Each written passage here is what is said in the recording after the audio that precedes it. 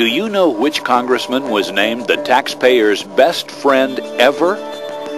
And which congressman never voted to raise our taxes? Can you name the congressman who refused to take the plush pension congressmen give themselves? And who introduced one of the first bills in Congress to limit congressional terms? He's Dr. Ron Paul of Texas, and this is his story.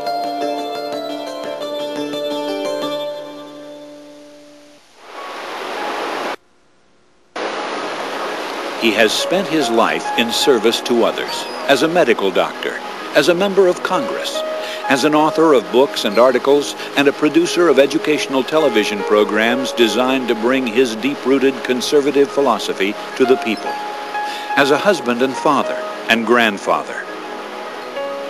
This courageous and quiet congressman has made a worldwide name for himself as a defender of liberty in this country, a persistent fighter for the reduction of the power of bureaucrats everywhere, and one politician who cannot be bought by special interests, Maxwell Newton. I think government should be reduced down to about that size. Downsize it. Yeah, that's it. You know, the way I see it, I think some good things have been happening up in Washington. We've had an improvement in the Congress. There are more individuals up there now, more determined to cut back than ever. But we really need a little bit more help. And I believe if I go back now, I can help in really pushing our government into spending less and getting around to balancing the budget. And I think it's time we do this. He believes that society prospers when the people rely on their own resources first and look to government last. It is a refreshing experience to spend an hour talking with Ron Paul. James J. Kilpatrick. You know, some of the things I stood for in the 1970s weren't very popular, but today it almost seems like they're mainstream. In the 1970s, I introduced legislation for term limits. It's probably the first modern-day piece of legislation introduced to limit terms. I would limit everybody in Washington about 8 years. But term limitations are very important and much more popular today with the people. But we need more today that'll stand up for term limitations and vote for them. You can't expect the people to support cuts in the social programs if the Congress is not willing to cut the spending on themselves. I thought pay raises were not appropriate. Matter of fact, I thought the pension fund was so outrageous I would not take the pension fund. I thought junketing was unnecessary. I positively opposed junketing, introduced legislation that would have stopped the junketing. I think we need those reforms as much today as ever.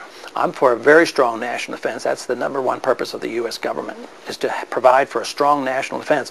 But I'm not for using American taxpayers' dollars to spend defending other nations or paying for the defense of other countries.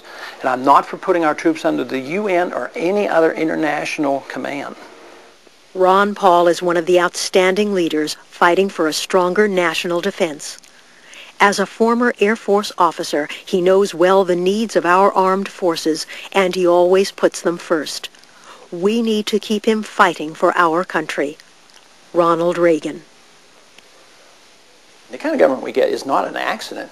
It reflects the demands and desires of the people, and as long as the people believe it's in their best interest to have big government and big government programs, you're going to have big government and you're going to have this waste. But what I witness is something changing now. I sense this from my patients, I sense this from the people I meet, that they're starting to realize the government can't afford it anymore. At the same time, it's not working very well, and that we have to do something else. Something else indeed.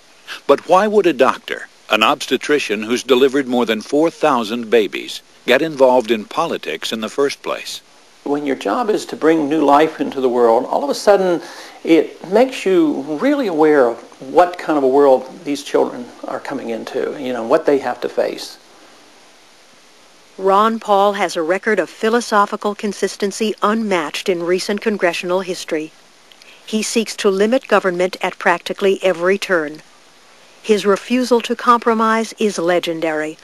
The Wall Street Journal.